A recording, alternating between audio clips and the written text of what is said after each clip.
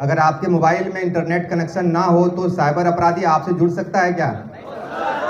है ना? तो पहली बात कि अगर साइबर अपराधी से दूरी बना के रखना है, उसको खुद से नहीं जोड़ना है, तो हमें नेट को कंट्रोल यूज करना होगा, है नियंत्रित होकर के। यदि हमेशा अपना इंटरनेट ऑन रखेंगे तो साइबर अपराधी आपसे जुड़ सकते हैं, कभी भी जुड़ जाएंगे। तो आज हम लोग ये साइबर फ्रॉड क्या है, कैसे होता है, इसका निवारण क्या है, इस पर हम लोग चर्चा करेंगे। और जहाँ तक साइबर क्राइम की बात है, सबसे बड़ा हथियार क्या है? हमारी जागरूकता, हमारा अवेयरनेस। तो इस अवेयरनेस के बिंदु पर हमें बात करनी है, चर्चा करनी है कि किन किन बिंदुओं पर हम लोगों को अवेयर रहना है, सावधान रहना है, सतर्क रहना है।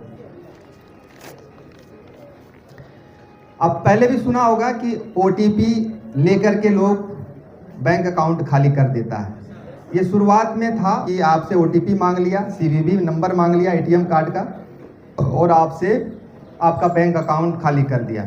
लेकिन धीरे धीरे इसमें बहुत सारे नए नए शैली, अपराध शैली आने लगे हैं, जिस चीज़ को हमें समझना है। तो पहली बात, तो कोई भी अनजान आदमी अगर फ़ोन करके आपसे ओटीपी मांगे किसी भी बिंदु पर, तो आपको ओटीपी नहीं देना है। आपके एटीएम कार्ड में सीवीवी नंबर भी रहता है, आप लोगों ने देखा होगा, देखा है, उसे भी शेयर नहीं करना है। आजकल बिजली बिल, बिजली मीटर अपडेट के नाम पर फ़ोन, लिंक, एपीके फाइल आते रहते हैं। कभी फ़ोन करके आपको बताएगा कि आज आपका मीटर अपडेट नहीं है, काट दिया जाएगा, आपका बिजली कनेक्शन काट दिया जाएगा। और बोलते हैं कि मैं एक लिंक भेज रहा हूँ या एपीके फाइल भेज रहा हूँ, उसको आप क्लिक करें और उसमें 13 रुपये, 12 रुपये, बहुत छोटा अमाउंट बोलेगा कि आप इसे रिचार्ज करें, आपका बिजली मीटर अपडेट हो जाएगा।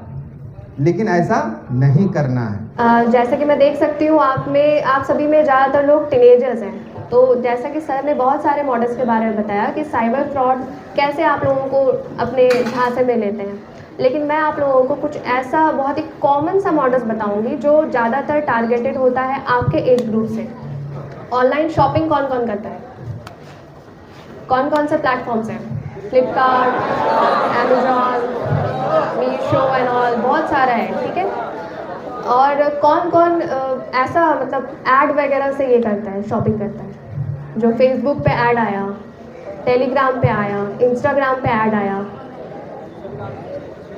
जो भी कर रहे हैं नहीं करना है, क्योंकि उसमें फ्रॉड अपना लिंक दिया रहता है। मतलब बहुत ही ज़्यादा जो डिस्काउंट रहता है ना, वो डिस्काउंट आपको बहुत ही ज़्यादा जो नॉर्मल प्लेटफॉर्म्स है उससे बहुत ज़्यादा होगा, ठीक है। आपको बहुत ही ज़्यादा वो लगेगा अट्रैक्टिव टाइप। अगर आप ऐप डाउनलोड करते हैं तो एक्सेस में क्या देते हैं उसे?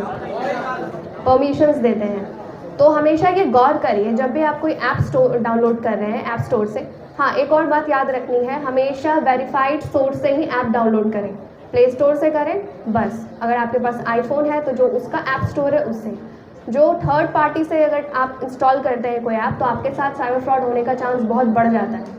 इसलिए कोशिश करें कि हमेशा वेरीफाइड प्लेटफॉर्म से ही आप ऐप्स डाउनलोड करें, ठीक है। तो यही होता है कि डेटा एनालाइज करने के थ्रू और परमिशंस के थ्रू वो आपका फ़ोन का जो आपका रिक्वायरमेंट है, आपका इंटरेस्ट है, आपका एज ग्रुप, सारा डिटेल्स उसको पता रहता है। कारण है परमिशंस, ठीक है। तो जब भी आप कोई ऐप इंस्टॉल करें तो देखें कि वो क्या क्या चीज़ का परमिशन मांग रहा है। अगर कोई फॉर एग्जांपल जैसे कि कोई भी ऐप ले लीजिए जिसका काम है डेटा एनालिसिस करना या फिर कुछ राइटिंग का काम है, आप समझिए कि कोई नोटबुक डाउनलोड कर रहे हैं, ठीक है। तो आपको ये कॉमन सेंस लगानी है कि अगर ये नोटबुक अगर मैंने डाउनलोड किया है तो मैं इसे अपना माइक्रोफोन और अपना फ़ोन का एक्सेस क्यों दूँ? अपने कैमरा का एक्सेस क्यों दूँ? कैमरा का तो कोई ज़रूरत नहीं है। अपने एसएमएस का एक्सेस क्यों दूँ? अपने कॉन्टैक्ट्स का एक्सेस क्यों दूँ? तो जब भी अगर ऐसा लगे कि ये ऐप ज़रूरत से ज़्यादा परमिशंस मांग रहा है, उसको उस टाइम तो इंस्टॉल करिए, फिर ऐप सेटिंग में जाके परमिशंस डिनाइड कर दीजिए। जो चीज़ रिक्वायरमेंट है उस ऐप की उसी का परमिशन दीजिए, अदरवाइज बाकी को डिनाई कर दीजिए, ठीक है। क्लियर? ओके। तो मैं बोल रही थी ऑनलाइन शॉपिंग के थ्रू भी फ्रॉड होता है, इसीलिए जो वेरीफाइड प्लेटफॉर्म्स है अमेजॉन, फ्लिपकार्ट, उनसे ही करिए और हमेशा अपना प्रेजेंस ऑफ माइंड यूज़ करिए। एक चीज़ दिमाग में बैठा लीजिए कि अपना पर्सनल डिटेल आपको किसी को नहीं देना है, ना अपना पर्सनल डेटा, आधार कार्ड, पैन कार्ड, सिग्नेचर, कुछ भी नहीं देना है, चाहे वो किसी भी बहाने से मांगे कि हाँ मुझे डिस्काउंट के लिए ये दीजिए, रिटर्न करने के लिए दीजिए, किसी भी चीज़ के लिए कभी भी सोशल मीडिया प्लेटफॉर्म पे अपना पर्सनल डेटा शेयर ना करें। आप सभी लोग सोशल मीडिया साइट्स यूज़ करते होंगे डेफिनेटली, तो उसमें हमेशा अपनी प्राइवेसी का ध्यान रखें, ठीक है, कि अननोन और स्ट्रेंजर्स को अपनी प्राइवेसी एक्सेस करने नहीं दें। बहुत लोगों का मैंने देखा है कि व्हाट्सएप वगैरह पे जो डीपी रहता है वो एवरीवन पे सेट रहता है, वो बहुत डेंजरस है। अगर आपका डीपी एवरीवन पे सेट है तो कोई अननोन आदमी भी आपका डीपी देख सकता है, उसको वो पिक को लेने में, उसे मॉर्फ करने में और वल्गर बनाकर आपको सेंड करने में ज़्यादा टाइम नहीं लगेगा। फिर वो आपको सेंड करेगा, फिर आपको ब्लैकमेल करेगा कि इतने पैसे दो, नहीं तो तुम्हारे मम्मी पापा के कॉन्टैक्ट में भेजता हूँ, तुम्हारे रिलेटिव के कॉन्टैक्ट में भेजता हूँ, ठीक है। इस तरह का वो बहुत सारा मॉडस अपनाता है ब्लैकमेल करने का और पैसे हटने का, मेंटली टॉर्चर करने का। मैं बोलना चाहूँगी लोन के बारे में।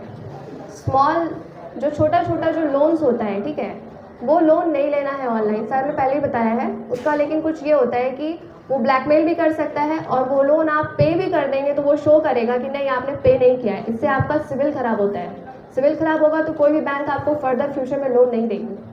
किसी भी तरह का साइबर फ्रॉड आपके साथ होता है तो सबसे पहले 1930 पे आप लोग कॉल करेंगे और अपनी प्रॉब्लम बताएंगे, कंप्लेंट रजिस्टर कराएंगे। 1930 पे अगर बाई चांस किसी तरह से आपका कंप्लेंट रजिस्टर नहीं हो पा रहा है तो आप पोर्टल का यूज़ करेंगे। वो पोर्टल है national cyber crime reporting portal. कौन से नंबर पे कॉल करना है? और portal national cyber crime reporting portal. और फिर मैं कुछ जनरल बात बताती हूँ जो कॉमन मिस्टेक्स आप लोग करते हैं। अगर आप कोई पब्लिक कंप्यूटर पे अपना अकाउंट लॉगिन करते हैं, मेक श्योर कि आप लॉग आउट कर दें उसको, ठीक है। लॉग इन रखेंगे तो हैक होने का चांसेस ज़्यादा है। कभी भी पब्लिक वाईफाई जो ओपन होता है उसको यूज़ ना करें, उसमें बहुत सारा मालवेयर होता है। मालवेयर मतलब वायरस होता है, हैक कर लेता है आपका फ़ोन, आपके डिवाइस को वो ख़राब कर देगा, ठीक है। पब्लिक वाईफाई जो ओपन हो, विदाउट पासवर्ड हो, उसको यूज़ ना करें। फ़ोन का परमिशंस हमेशा सेफ एंड सिक्योर रखें। कॉमन सेंस यूज़ करें कि आपका परमिशंस ज़रूरत से ज़्यादा तो वो एक्सेस नहीं ले रहा है आपके फ़ोन का, ठीक है, इसको मॉनिटर करें। उसके अलावा पासवर्ड हमेशा हार्ड बनाएं, ऐसा बनाएं कि जो इजीली क्रैक ना हो, ठीक है। हमेशा अपना बर्थ डेट लगा देता है कोई, या कोई अपना कोई इंपॉर्टेंट नेम का इनिशियल डाल देता है, तो ये सारा चीज़ बहुत कॉमन है। हमेशा पासवर्ड ऐसा बनाएं जिसमें आप numbers plus special characters plus small letter capital letter सारा चीज़ यूज़ करें, एकदम ईजी सा ना बनाएं। फिर आजकल फ़ोन स्नैचिंग की भी बहुत प्रॉब्लम हो रही है। फ़ोन लोगों का स्नैच हो जाता है तो लोग क्या करते हैं, सिम बंद करा देते हैं, बस दैट्स इट। एक आप अब ये नहीं हो रहा है कि फ़ोन आपका सिम का गलत इस्तेमाल हो रहा है, अब हो रहा है कि आपका सिम का अगर वो आप ब्लॉक भी कराते हैं तो उसका वो क्लोनिंग कर लेता है। उसके बाद यूपीआई के द्वारा आपके गूगल पे, फ़ोन पे, इन सारे अकाउंट से वो पैसे निकाल लेता है। तो इसीलिए अब अगर आपका फ़ोन स्नैचिंग होता है तो भी अपना अकाउंट सिक्योर करें, बैंक जाकर उसको डेबिट फीस कराएं या फिर जो एक्सेस अमाउंट है उसको हटा लें, ये कोशिश करें। और अगर आपका कोई यूपीआई या फिर फ़ोन पे उससे रिलेटेड था तो उसका पासवर्ड भी चेंज कर दें, ताकि अगर आपका फ़ोन चोरी होता है तो आप किसी फाइनेंशियल लॉस में ना जाए। अब किसी को कोई क्वेश्चन है, जितनी चीज़ें हमने बताई, किसी को कोई डाउट, कन्फ्यूज़न या क्वेश्चन है तो पूछ सकते हैं, नहीं है? ओके, ठीक है, थैंक यू। तो ये सारी बातें जो है आपको अपने तक सीमित नहीं रखना है, समझ रहे हैं? हाँ, ये आप अपने फैमिली में सारे लोगों को बताएंगे, अपने मित्रों को बताएंगे, ताकि इस लड़ाई में हम लोग विजय पा सकें, जीत सकें, इस साइबर फ्रॉड को हरा सकें, ठीक है। चलिए आप लोग आराम से सुना, बहुत बहुत धन्यवाद आप लोगों को।